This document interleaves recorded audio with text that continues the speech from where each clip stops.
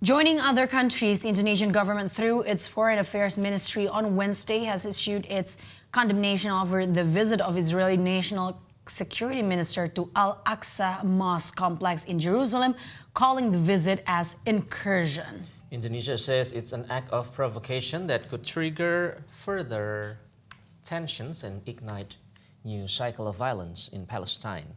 Al-Aqsa Mosque is one of Muslims' holy sites, and Indonesia is the world's most populous Muslim country.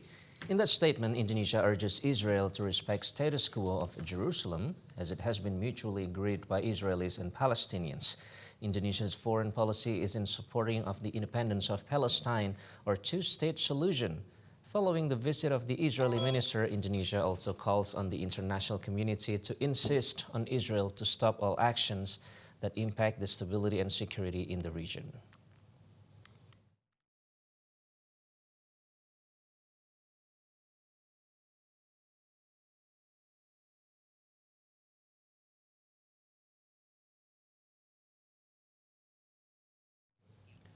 The UN Security Council is due to discuss the controversial visit by newly appointed Israeli Police Minister Itamar Ben Gvir to a Jerusalem holy site this week.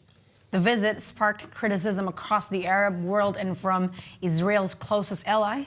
The U.S. analysts say it is a sign that the new hardline Israeli government could spark new regional tensions. VOA's Linda Gradstein reports from Jerusalem. Just days after the new Israeli government was sworn in, newly appointed police minister Itamar Ben Gvir visited the Temple Mount, a religious site holy to both Jews and Muslims. The Temple Mount is the most important place for the people of Israel. The Temple Mount is open for everybody. Muslims come up here, Christians, and yes, also Jews. In the government which I'm a member of, there won't be racist discrimination, and Jews will visit the Temple Mount. But Muslims around the world see visits to the site, which is controlled by a Muslim religious trust, as a provocation. Harsh condemnations were issued by most of Israel's Arab neighbors, and Israeli Prime Minister Benjamin Netanyahu's planned visit to the United Arab Emirates was postponed. It's the entire Middle East.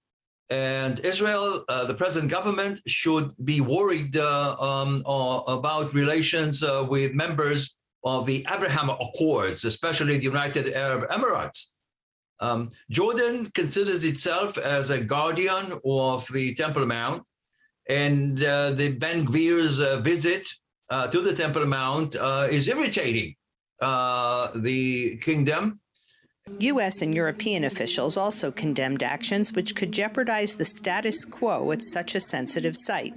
The United Nations Security Council announced an emergency session to express international concern about the issue. The Palestinian Authority and Hamas leaders in Gaza warned that violence could be triggered by events on the Flashpoint Temple Mount, as has occurred in previous conflicts. We call on our people to confront such incursions that aim to turn Al-Aqsa Mosque into a Jewish temple. This is a violation of all international norms, values, agreements, laws, and Israel's pledges to the American president. Ben Gvir's Temple Mount visit is only one of many controversial policies of the new Israeli government which challenge the status quo. A broad range of groups supporting the peace process, religious pluralism, gender equality, human rights for minorities, all oppose what they see as challenges to the liberal democratic fabric of Israeli society. They're putting out laws against gay rights and against liberal education in general. And we just feel that our country is being taken away from us. I'm worried about the roots of Israeli democracy and the stability of Israeli democracy. I'm worried about human rights of people in Israel and under our occupation. It is going to be disastrous for Israeli society, for the relations between Jews and Arabs. It is not going to let us live in peaceful neighborly relations. It's going to incite for violence and discrimination and hate. Prime Minister Benjamin Netanyahu insists that he is in charge of government policy and will not let his more extreme partners dictate his agenda. But Itamar Ben Gvir's visit to the Temple Mount shows this juggling act won't be easy. Linda Gradstein for VOA News, Jerusalem.